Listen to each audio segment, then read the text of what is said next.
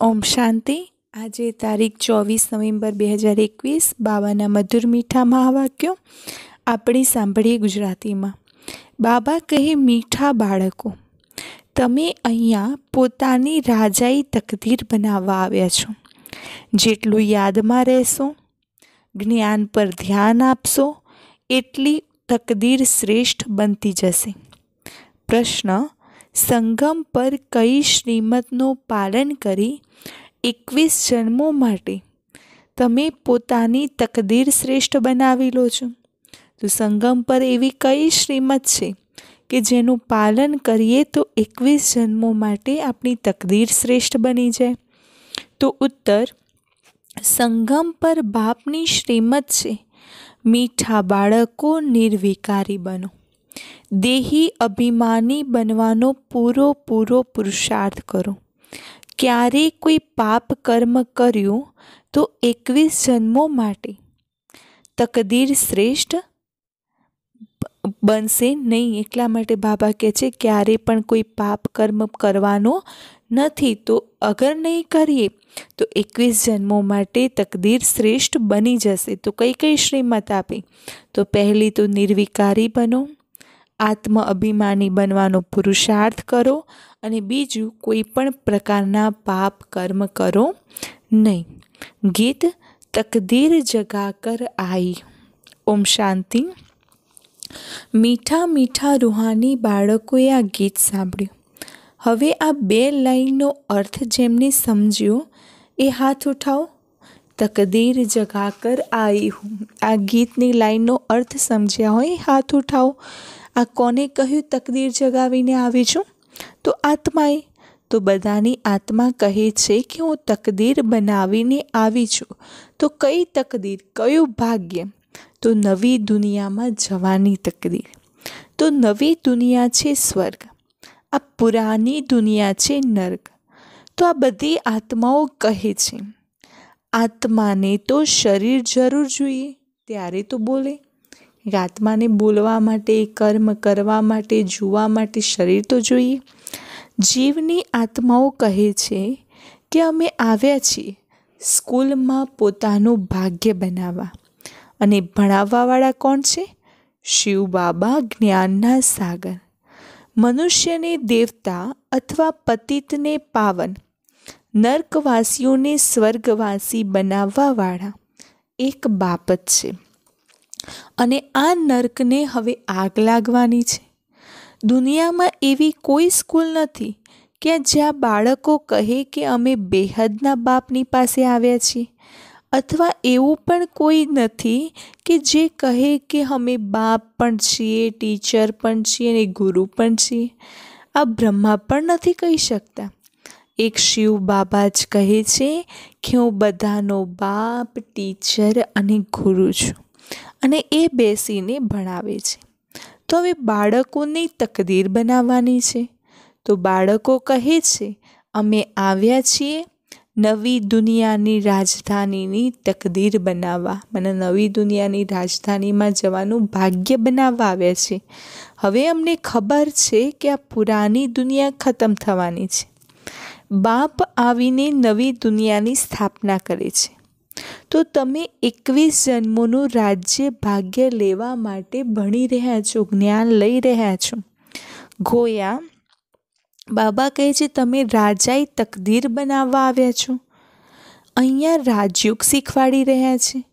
અને આ ગીત તો ભલે એ નાટકવાળાઓએ બનાવેલું છે. કયું ગીત? તકદીર જગાકર આઈ હું. આ તો દુનિયાનું ગીત છે, તો એ નાટકવાળાઓએ બનાવેલું છે. પરંતુ આનો અર્થ પછી સમજાવવામાં આવે છે. તો આનો અર્થ કોને સમજાવ્યો? તો બાબાએ સમજાવ્યો. જેવી રીતે બાપ બધા વેદો, શાસ્ત્રોનો સાર બેસીને સમજાવે છે, આ સમયે સમગ્ર દુનિયામાં છે ભક્તિ. સતયુગમાં ભક્તિ, મંદિર આદિ હોતા નથી.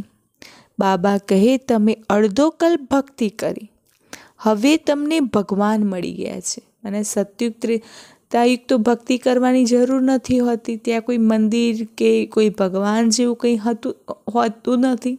અને દ્વાપર કળયુગ અડધો કલ્પ ભક્તિ કરી તો હવે ભગવાન મળ્યા છે.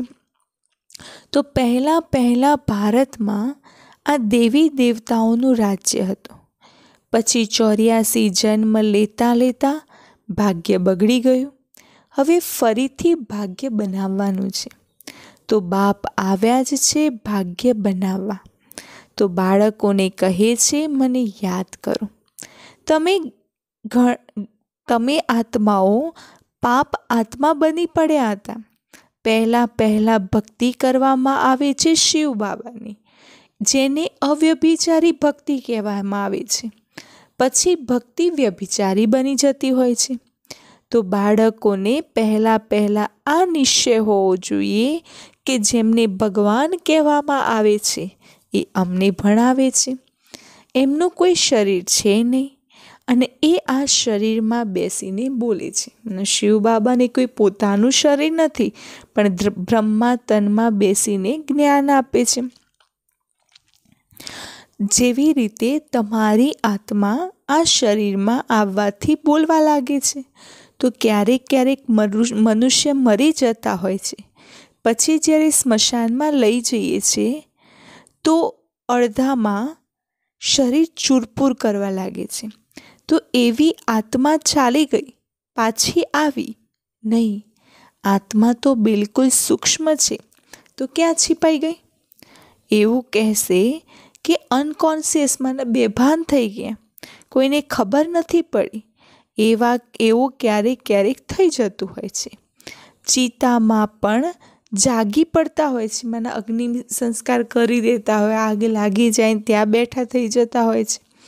પછી એમને ઉઠાવી લેતા હોય છે કે આ શું થઈ ગયું, આત્મા ક્યાં छिपाઈ ગઈ હતી. પછી એમને પોતાના ઠેકાણે આવી જાય છે. આત્મા નથી તો શરીર એકદમ મળદા જેવું થઈ જતું હોય છે. તો આત્માઓનો દેશ છે પરમધામ. તો બાબા કહે છે, તમે જાણો છો કે આપણે એક ઘરના રહેવાવાળા છીએ. પહેલાં આપણી આત્મા ઘરથી આવે છે સતયુગમાં. ભારતવાસી જે દેવી દેવતા હતા એ જ આવ્યા હશે. તો વાસ્તવમાં જે ધર્મ સ્થાપન કરે છે પાછળ સુધી કાયમ રહેતા હોય છે. બુદ્ધનો ધર્મ કાયમ છે, ક્રાઇસ્ટનો ધર્મ કાયમ છે. માત્ર દેવી દેવતા ધર્મવાળા જે રાજ્ય કરતા હતા એમનું નામ જ ગુમ છે. કોઈ પણ નથી જે પોતાને દેવી દેવતા ધર્મના કહેતા હોય. તો બાપ સમજાવે છે, ભારતવાસી પોતાના ધર્મને ભૂલી ગયા છે. આપણો ગૃહસ્થ ધર્મ પવિત્ર હતો, સંપૂર્ણ નિર્વિકારી મહારાજા મહારાણીનું રાજ્ય હતું. એમને કહેવાય છે ભગવતી લક્ષ્મી અને ભગવાન નારાયણ. તો વાસ્તવમાં ભગવાન એક છે, જેમને જ્ઞાનના સાગર કહેવામાં આવે છે. આ લક્ષ્મી નારાયણમાં તો કોઈ જ્ઞાન છે નહીં.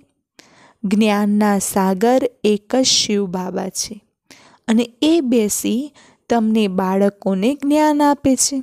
તો તમે અત્યારે ભણી રહ્યા છો અને આ જ્ઞાન પછી ત્યાં ભૂલાઈ જશે. સતયુગમાં જઈશું તો આ જ્ઞાન તો પ્રાય લોપ થઈ જશે. અત્યારે બાબા કહે છે તમે હરેક સમજો છો કે અમારી આત્મામાં 84 જન્મનો રેકોર્ડ ભરેલો છે. આત્મા અત્યારે જ્ઞાન લઈ રહી છે, પછી સતયુગમાં જઈને પોતાનું રાજ્ય ભાગ્ય કરશે. તો બાબા કહે છે તમે કહો છો કે અમે 84 જન્મોનું ચક્ર લગાવ્યું. હવે બાબા દ્વારા આપણે સ્વર્ગની બાદશાહી લઈ રહ્યા છે. હરેક એ દાદા દ્વારા વારસો લેતા હોય છે, પરંતુ પોતપોતાના પુરુષાર્થ અનુસાર. હરેક આત્માઓ બાબા પાસેથી વારસો મેળવતી હોય, પણ કઈ રીતે? પોતપોતાના પુરુષાર્થ અનુસાર. એમાં કોઈ હિસ્સો વેચવામાં આવતો નથી, અજ્ઞાનકાળમાં વેચવામાં આવે છે. બેહદના બાપ કહે છે હું વૈકુંઠ સ્થાપન કરું છું. એમાંય ઊંચું પદ પ્રાપ્ત કરવાનું છે. એ છે તમારા પુરુષાર્થ પર આધાર. ઊંચા પદનો આધાર કોની ઉપર છે? આપણે જે પુરુષાર્થ કરીએ એના ઉપર. તો જેટલું બાપને યાદ કરીશું એટલા વિકર્મ વિનાશ થશે, પવિત્ર બનીશું. સોનાને ભઠ્ઠીમાં નાખવામાં આવે તો શું થઈ જાય છે? તો એના અંદર જે કચરો ભરાયેલો હોય નીકળી સાચું સોનાની ડલ્લી બની જતી હોય છે. તો આ આત્મા પણ સાચું સોનું હતી. અહીંયા પાઠ ભજવવા આવી છે. પહેલાં છે સોનાની દુનિયા, પછી પહેલાં ચાંદીની ખાદ પડે છે. આત્મા થોડી ઇમ્પ્યોર બની જતી હોય છે, તો પછી ધીરે ધીરે થોડી ઘટતી જતી હોય છે. મકાન પણ પહેલાં નવું, પછી ધીરે ધીરે જૂનું થતું જાય છે. 100 વર્ષના પછી કહીએ કે હવે તો એકદમ જૂનું થઈ ગયું. એવી રીતે આ દુનિયા પણ નવી અને જૂની થતી હોય છે. આજથી 5000 વર્ષ પહેલાં નવી હતી. આ દેવી દેવતાઓનું રાજ્ય જે હતું એ ક્યાં ગયું? તો 84 જન્મ ભોગવતા ભોગવતા જૂનું થઈ ગયું. આત્મા પણ મેલી તો શરીર પણ મેલું થઈ ગયું. સફેદમાંથી કાળા બની ગયા. કૃષ્ણને પણ ગોરા અને સાવરા બતાવવામાં આવે છે. ટાંગ નર્ક તરફ, મું સ્વર્ગ તરફ બતાવવામાં આવ્યું છે. તમે પણ એ કુળના હતા, જે શ્રી કૃષ્ણ જે કુળના હતા, તો આપણે પણ એ કુળના હતા. તમારી પણ ટાંગ અત્યારે મને પગ કઈ તરફ? નર્ક તરફ. તો મું કયા તરફ હોવું જોઈએ? સ્વર્ગ તરફ. તો બાબા કહે છે અત્યારે તમે પહેલાં નિર્વાણધામમાં જઈ પછી સ્વર્ગમાં આવશો. કળિયુગને તો આગ લાગી જશે, મુસલધાર વરસાદ વરસશે, આગ લાગશે, ભૂકંપ આદિ થશે. તો પતિત આત્માએ જ્યારે પોતાનો હિસાબ કિતાબ ચૂકતું કરે છે પછી ઘર તરફ ચાલી જતી હોય છે. બાકી થોડા વધશે. પવિત્ર આત્માઓ આવતી જતી હોય છે. અત્યારે તો બધા છે કાંટા. કામ કટારી ચલાવી આ પણ કાંટા લગાવવા સમાન છે. અહીંયા તો બાપ કહે છે કે સંપૂર્ણ નિર્વિકારી બનવાનું છે. બાપ કહે મને યાદ કરો તો હું તમને સ્વર્ગનો વારસો આપીશ. તમે પવિત્ર બની જશો. તમે પાવન હતા તો ગૃહસ્થ વ્યવહાર પણ પવિત્ર હતો. અત્યારે તમે પતિત બન્યા છો તો ગૃહસ્થ વ્યવહાર પણ અપવિત્ર વિકારી છે. સતયુગમાં વ્યવહાર ધંધા પણ સાચા ચાલતા હોય છે. ત્યાં જૂઠ આદિ બોલવાની દરકાર નથી રહેતી. જૂઠ ત્યારે બોલવામાં આવે છે જ્યારે ઘણા પૈસા કમાવાનો લોભ હોય છે. ત્યાં તો અથા પૈસા મળતા હોય છે.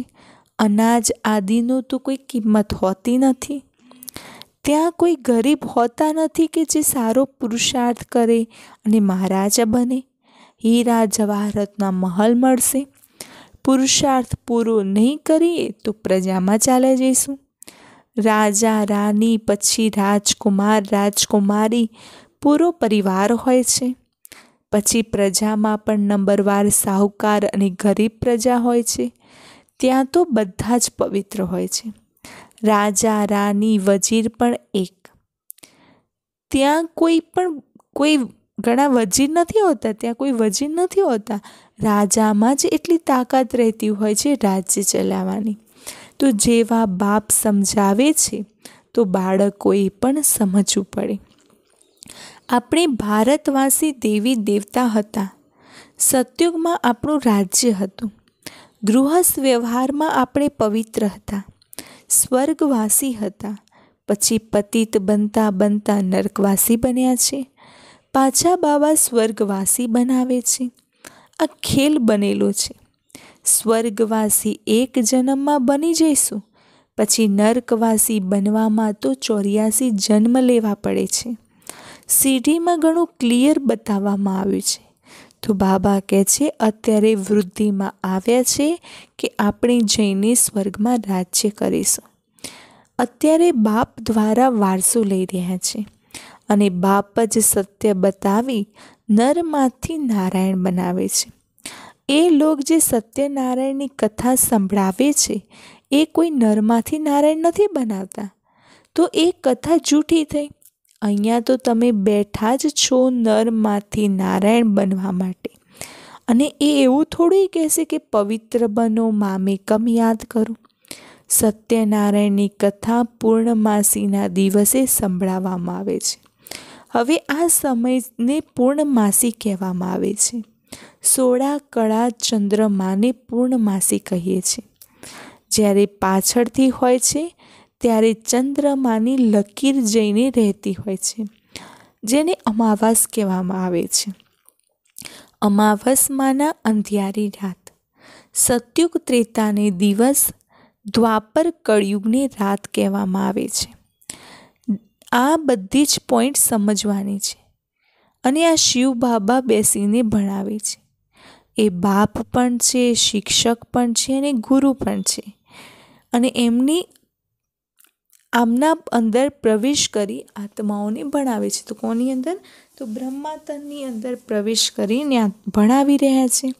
તો બાપ કહે છે જેવી રીતે આમની માના બ્રહ્મા બાબાની આત્મા ભ્રુકુટીની વચમાં બેસી છે અને એની પાસે આવીને હું અહીંયા બેસું છું અને તમને બેસીને સમજાવું છું. તમે પહેલાં પાવન હતા, પછી પતિત બન્યા. હવે મને મુજ બાપને યાદ કરો. પવિત્ર બનવા વગર તો ઘરે વાપસ જઈ નહીં શકો. પવિત્ર બનશો ત્યારે ઉડશો. બધા જ પુકારતા પણ હોય છે કે હે પતિત પાવન આવ, પાવન બનાવ. ત્યારે અમે ઉડીએ, પોતાના ઘર મુક્તિધામમાં જઈએ. આ છે આપણી આત્માઓનું ઘર. પતિત આત્માઓ ઘરે જઈ શકતી નથી.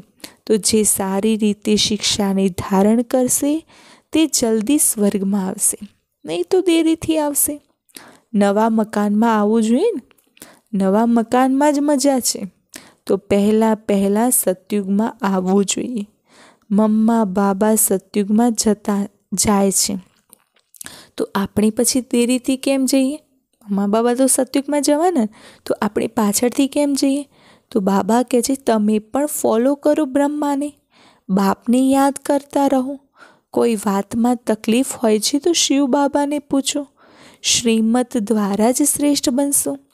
પુરાની દુનિયામાં તો 5 વિકારો રૂપી રાવણની મત પર ચાલતા આવ્યા છો.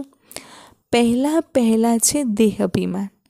હવે તમે બાળકોએ દેહી અભિમાની બનવાનું છે, મને આત્મા અભિમાની. તો બાબા કહે હું આત્મા, પાકું કરો કે હું આત્મા પરમધામની રહેવાવાળી છું અને આને શાંતિધામ કહેવામાં આવે છે. આવી વાતો બીજાને કોઈને સમજાવી ન શકાય. બાપ જ સમજાવે છે. તમારી આત્મા આ ઓર્ગન્સ દ્વારા સાંભળે છે. સતયુગમાં ક્યારેય શરીર ખરાબ હોતા નથી. અહીંયા તો બેઠા અકાલે મૃત્યુ થઈ જતી હોય છે. સતયુગમાં તો આવી કોઈ વાત જ નથી. જેને કહેવામાં આવે છે હેવન, સ્વર્ગ, પેરેડાઇઝ. પછી આપણે ચક્કર લગાવી પુનર્જન્મ લેતા 84નું ચક્ર પૂરું કર્યું. પછી બાપ આવી બાળકોને સ્વર્ગના લાયક બનાવે છે. અત્યારે તમે નવી દુનિયાના લાયક બનો છો. બાબા શું કહે છે? અત્યારે કેવા બની રહ્યા છો? નવી દુનિયાના લાયક. અત્યારે તો નર્ક છે. અત્યારે તમે આવ્યા છો નર્કવાસીમાંથી સ્વર્ગવાસી બનવાની તકદીર બનાવવા. તો કહેવામાં આવે છે અમે શિવ બાબાની પાસે આવ્યા છીએ તકદીર બનાવવા માટે. તો કલ્પ હર 5000 વર્ષ બાદ અમે તકદીર બનાવીએ છીએ. અમે સ્વર્ગવાસી બનીએ છીએ. પછી રાવણ રાજ્ય શરૂ થવાથી અમે વિકારી બની જઈએ છીએ. અત્યારે બધા જ વિકારી પતિત છે. ત્યારે બાપ આવી નવી દુનિયા સ્થાપન કરે છે અને નવી દુનિયામાં માત્ર તમે બાળકો જ હશો. બાકી બધા શાંતિધામમાં ચાલ્યા જશે. ઉપરમાં આત્માઓનું ઝાડ છે. પછી પોતપોતાના સમય પર આવશે. જ્યારે આપણું રાજ્ય હશે તો ત્યાં બીજા કોઈ ધર્મવાળા હશે નહીં. પછી દ્વાપરમાં રાવણ રાજ્ય શરૂ થશે. આ બધી જ વાતો સારી રીતે ધારણ કરવાની છે. અહીંયા નર્કવાસીમાંથી સ્વર્ગવાસી બનવાનું છે. નર્કવાસી મનુષ્યને અસુર અને સ્વર્ગવાસી મનુષ્યને દેવતા કહેવામાં આવે છે. તો બાબા કહે છે હવે બધા જ આસુરી સ્વભાવવાળા છે. હવે બાપ બેસી પુરુષાર્થ કરાવે છે. બાપ કહે છે પવિત્ર બનો, હર વાતમાં પૂછતા રહો. કોઈ પૂછે છે કે બાબા ધંધામાં જૂઠું બોલવું પડે છે, જૂઠું બોલવાથી પાપ થોડું બનશે? એ પછી બાપને યાદ કરતા રહેશે તો પાપ કટ થતા જશે. આજકાલની દુનિયામાં બધા જ પાપ કરતા રહેતા હોય છે, કેટલી રિશ્વત ખાતા હોય છે. આ પ્રદર્શનીના ચિત્ર મેપ્સ છે, અને આવા મેપ્સ ક્યાંય હોતા નથી. અગર કોઈ જોઈને કોપી કરીને પણ બનાવે, પરંતુ એનો અર્થ પણ સમજી નહીં શકે. પ્રદર્શની મેળામાં તો ઘણા આવતા હોય છે. કહેવામાં આવે છે 7 દિવસ માટે સમજવા માટે આવો તો તમે સ્વર્ગવાસી બનવાના લાયક બની જશો. અત્યારે નર્કવાસી છો. સીડીમાં જુઓ કેટલું ક્લિયર છે. આ છે પતિત દુનિયા, પાવન દુનિયા ઉપર ઊભી છે. અત્યારે તમે બાળકો શિવ બાબા સાથે પ્રોમિસ કરો છો, બાબા અમે નર્કવાસીમાંથી સ્વર્ગવાસી જરૂર બનીશું. અત્યારે તમે તૈયારી કરી રહ્યા છો શિવાલયમાં જવા માટે. એટલા માટે વિકારમાં ક્યારેય જવાનું નહીં. તુફાન તો માયાના ઘણા આવશે, પરંતુ પતિત નથી બનવાનું. પતિત બનવાથી તો મોટામાં મોટી ભૂલ ખાઈ જઈએ છીએ. પછી ધર્મરાજની ખૂબ જ કડી સજા ખાવી પડે છે. અચ્છા, મીઠા મીઠા શીખીલધા બાળકો પ્રતિ માત પિતા બાપ દાદાના યાદ પ્યાર અને ગુડ મોર્નિંગ. રૂહાની બાપની રૂહાની બાળકોને નમસ્તે. રૂહાની બાળકોની રૂહાની બાપ દાદાને યાદ પ્યાર ગુડ મોર્નિંગ અને નમસ્તે. ધારણા માટેનો મુખ્ય સાર. પહેલી પોઈન્ટ, મનુષ્યમાંથી દેવતા બનવા માટે જે પણ આસુરી સ્વભાવ છે, જૂઠ બોલવાની આદત છે, એનો ત્યાગ કરવાનો, દૈવી સ્વભાવ ધારણ કરવાના. બીજી પોઈન્ટ, ઘરે જવા માટે પવિત્ર જરૂર બનવાનું છે. માયાના તુફાન આવે તો કર્મેન્દ્રિયોથી ક્યારેય કોઈ વિકર્મ કરવાના નથી. વરદાન, સાચી લગનના આધાર પર બીજા બધા જ સંગ તોડી એક સંગ જોડવાવાળા સંપૂર્ણ વફાદાર બનો. સંપૂર્ણ વફાદાર એને કહેવામાં આવે છે જેમના સંકલ્પ કે સ્વપ્નમાં પણ સિવાય બાપના અને બાપના કર્તવ્ય કે બાપની મહિમાના, બાપના જ્ઞાનના સિવાય બીજું કંઈ પણ દેખાઈ ન આવે. એક બાપ દૂસરા ન કોઈ.